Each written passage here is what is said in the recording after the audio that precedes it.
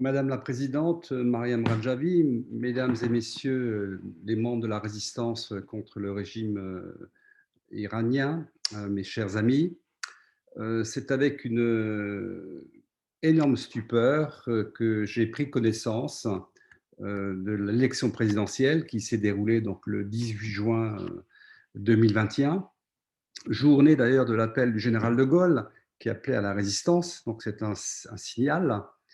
Et c'est quand même avec stupeur que j'apprends que seulement 10% de suffrages, enfin 10% d'Iraniens sont allés voter. Pour ma part, c'est un désaveu du régime en place, c'est un désaveu pour le candidat à l'élection.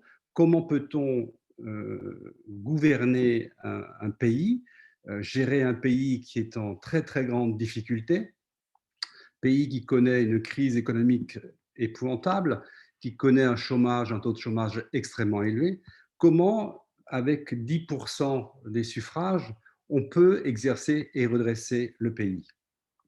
Pour ma part, je n'y crois pas. Et c'est une énorme mascarade, encore une nouvelle fois, en Iran, pour un pays qui mérite beaucoup mieux, un pays qui est riche par son histoire, qui est riche par son peuple respectueux, et qui n'en peut plus de cette dictature dictée par les mollahs.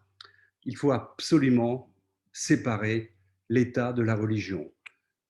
Des pays comme la France l'ont fait en 1905. Il serait temps que l'Iran prenne l'exemple de tous ces pays démocratiques qui ont séparé l'Église, la religion de la République. Voilà, donc je suis vraiment désolé. Je suis aussi tout à fait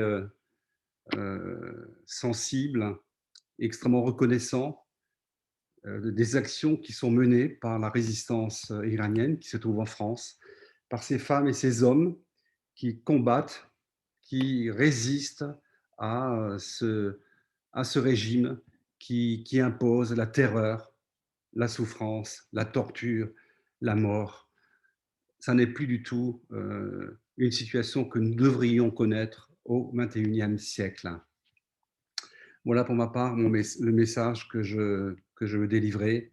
Et encore une fois, je remercie tous ces résistants et j'espère très, très solennellement que le mouvement de la résistance et le peuple iranien saura une nouvelle fois réagir pour s'opposer à cette mascarade et mettre en place une vraie démocratie, une vraie république où les gens vivent en liberté, où l'on retrouve une économie florissante, de l'emploi, du pouvoir d'achat, ce qu'il manque cruellement au peuple iranien.